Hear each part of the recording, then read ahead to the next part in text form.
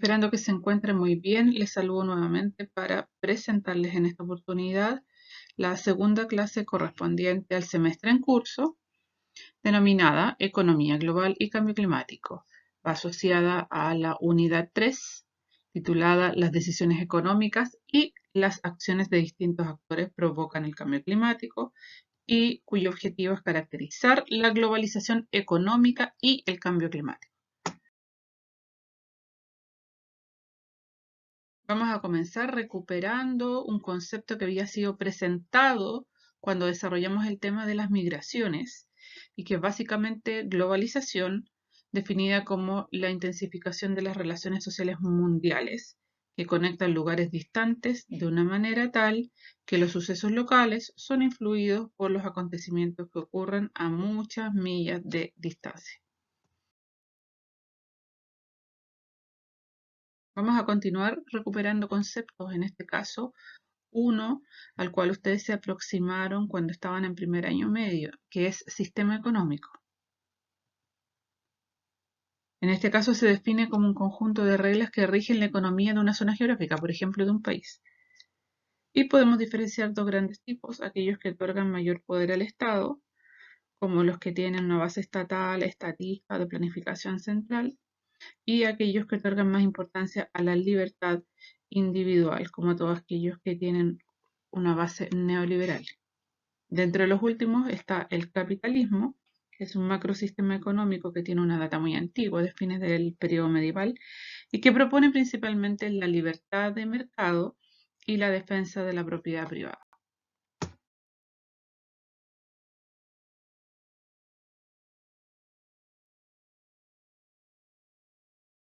Como señalamos anteriormente, el capitalismo no es algo nuevo, no es algo reciente, está vigente obviamente hoy en día y adoptado como nuevos ropajes. Sin embargo, se configuró a partir del siglo XIII en Europa y sus lógicas se fueron expandiendo a través de los descubrimientos geográficos del fines del siglo XV y XVI, de lo que fue la revolución industrial entre mediados del siglo XVIII y mediados del siglo XIX. Sin embargo, ha experimentado procesos de ralentización, es decir, se ha hecho más lento su avance, y esos momentos fueron, por ejemplo, las crisis de las guerras mundiales, la Primera Guerra Mundial, la crisis económica del 29, la Segunda Guerra Mundial y en algunos momentos de la Guerra Fría. Pero sin embargo, desde la década de los 80, y en Chile en particular en contexto dictatorial, ha ido expandiendo sus lógicas neoliberales sin ningún tipo de freno.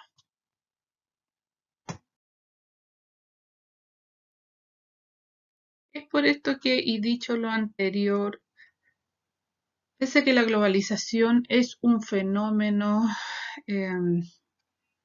multidimensional, multifactorial, que abarca distintas dimensiones, como vemos acá, economía, política, sociedad y cultura. En esta ocasión, en lo concreto, nosotros nos vamos a centrar en lo particular, en todo lo que tiene que ver con el enfoque económico de este fenómeno vigente en la actualidad.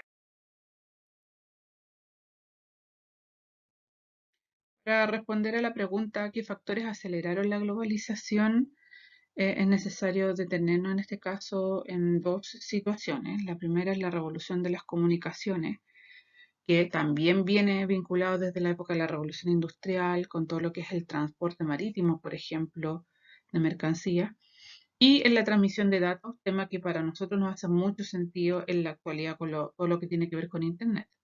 Pero además hay un segundo factor importante, que es la internacionalización de los centros productivos. Por ejemplo, cuando grandes empresas o corporaciones tienen como sucursales en países subdesarrollados, Nike, Puma, la Coca-Cola, etcétera, van al sudeste asiático, a países africanos, y ahí instalan, digamos, sus fábricas y sus galpones.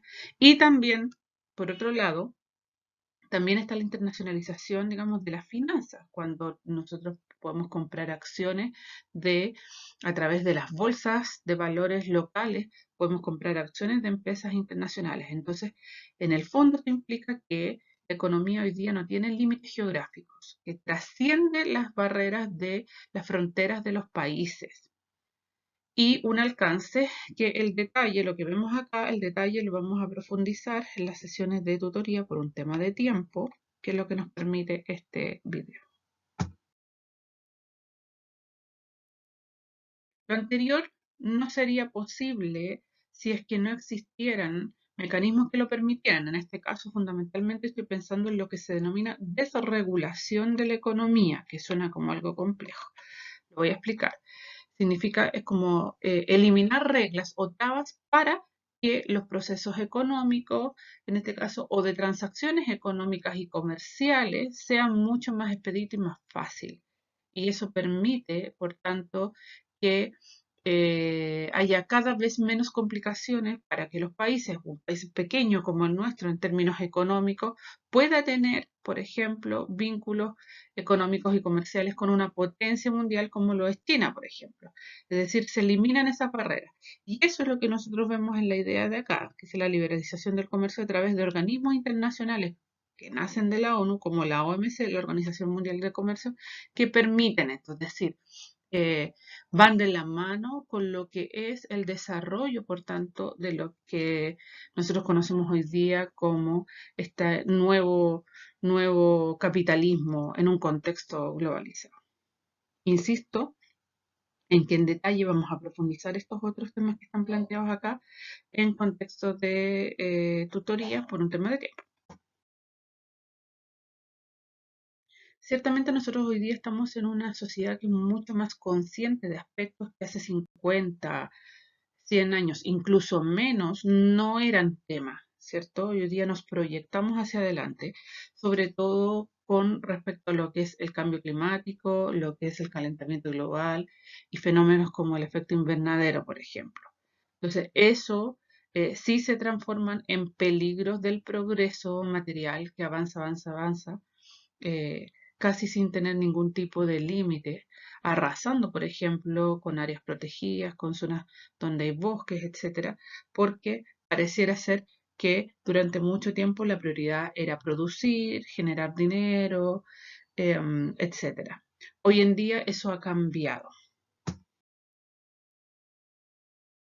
Y ciertamente ha cambiado porque lo que estamos viviendo, es decir, los hechos concretos, las cifras, las estadísticas, incluso los paisajes, las mismas fotografías que nosotros nos pueden permitir comparar un paisaje hace 50 años atrás y hoy, nos han hecho conscientes de que estamos en un proceso de cambio climático que tiene que ver básicamente con el aumento de las temperaturas a nivel planetario. Acá les comparto en este caso una definición de lo que es cambio climático para el Ministerio del Medio Ambiente.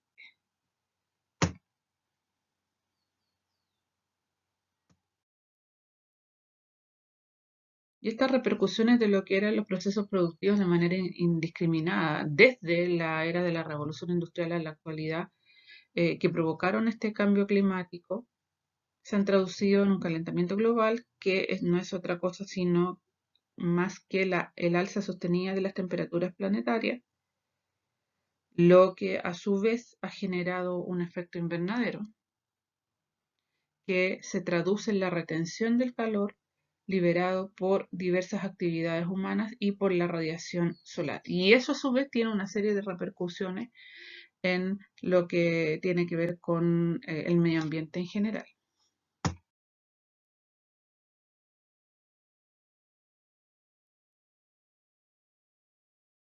Bien, uno de los mayores conflictos que enfrentamos hoy en día como sociedad es el problema de las fuentes de energía. Por básicamente dos grandes razones. La primera es que las tradicionales no son renovables, están acabando, como el caso del petróleo, y hay que obviamente potenciar y proyectar el caso de las energías que son amigables con el medio ambiente también en ese sentido.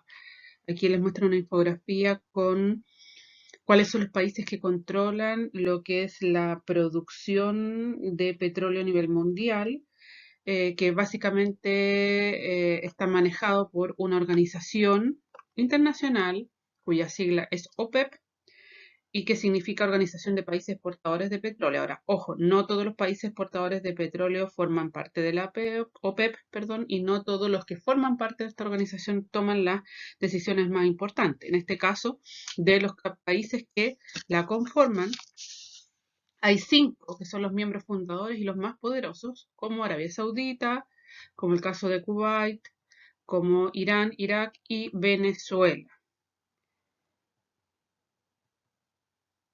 Y el tema está, como yo les decía anteriormente, que los combustibles de origen fósil, como el caso del petróleo, por ejemplo, el caso del carbón, y más adelante se verá en el caso del gas natural, están teniendo menos tiempo de vida. De hecho, al petróleo, hace varios años atrás, en un libro que se llamaba Chao Petróleo, escrito por un periodista chileno, Raúl Sor, se señalaba que le quedaban unos 50 años de vida al petróleo y que era necesario buscar nuevas fuentes de energía que además fueran más baratas y amigables con el medio ambiente, que le llamamos energías alternativas, energías alternas. Acá vemos un ejemplo en las imágenes dentro de las cuales nosotros podríamos encontrar la energía solar, la del agua, o hay una que es generada con algas, los biocombustibles, incluso la energía cinética que nosotros mismos podemos también con nuestro movimiento generar. El punto es que para partir con esto y masificarlo, obviamente hay que invertir, ¿cierto? Y también claramente detrás de esto hay intereses económicos, ¿cierto? Que impiden que esto se haya masificado en todos los países a nivel mundial.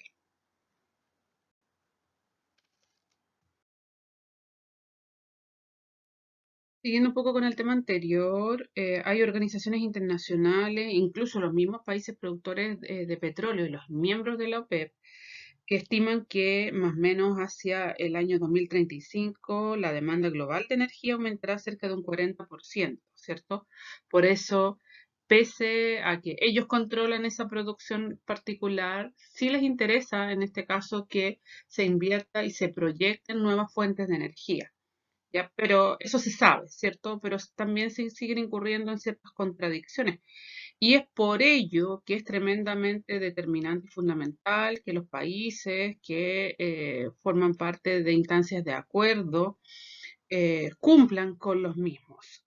Acá tenemos, en este caso, una infografía que nos presenta distintas conferencias, tratados, acuerdos, protocolos, etcétera, que buscan la protección del medio ambiente, de los cuales yo voy a destacar 2. El primero, uno de los más importantes desde mi humilde opinión, que es el Protocolo de Kioto, fue firmado hace 23 años atrás, en el año 1997, en esta ciudad japonesa, y es de carácter vinculante. Vinculante es un término jurídico que significa que te obliga, que si tú no lo aplicas estás incurriendo en una falta y que te pueden sancionar en ese sentido. Entonces, los países desarrollados, dentro de los cuales firmaron este acuerdo, estaban, por ejemplo, China, Estados Unidos, eh, se comprometían a reducir en un 5,2% las emanaciones de clorofluorocarbono y de dióxido de carbono, cosa que no se cumplió. Entonces, el mundo científico corroboró esta falta, pero por otra parte, políticamente hablando, se manipuló la información, ¿ya? Así que eso es uno de los temas a zanjar. Y por otro lado, hace 5 años atrás estaba en este caso, la COP, que es la Conferencia del Clima de París, que también buscó en este caso ser un poco más drástica en el sentido de que las emisiones de estos gases que generan obviamente una repercusión en lo que es la capa de ozono y en general no excediera los 2 grados en relación a la era preindustrial. Y esta situación tampoco se ha cumplido a cabalidad. Por tanto, en este caso, digamos, las instancias responsables de los gobiernos, eh, en términos estatales, están al debe. En conclusión, algunos de los principales desafíos que tenemos nosotros como sociedad y nosotros en lo particular como ciudadanía activa es colaborar con este proyecto de desarrollo sostenible, pensando en un presente y en un futuro no tan lejano. Entonces, ¿de qué manera nosotros podemos intervenir en esto? Por ejemplo,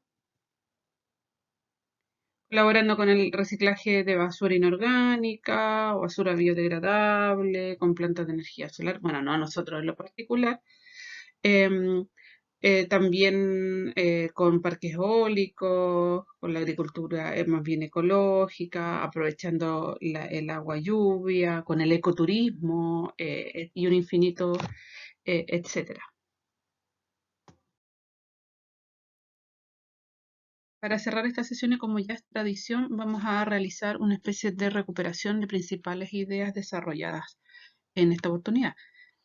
Entonces, respondiendo a la pregunta que aprendimos en esta sesión, lo primero es que en un contexto globalizado, que es el que vivimos hoy en día, las relaciones económicas sustentadas en un sistema neoliberal, que es el que rige a la mayoría de los países a nivel mundial, se han ido potenciando.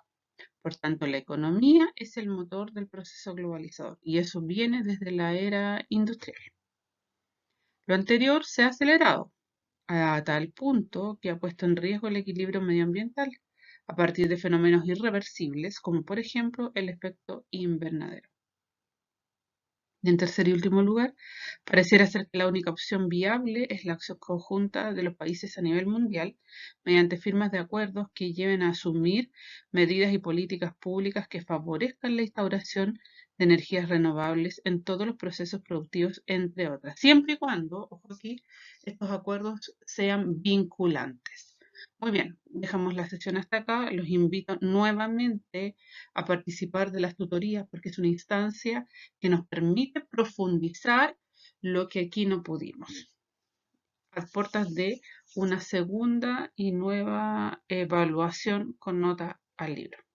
Muy bien, que se encuentren bien y hasta una próxima oportunidad.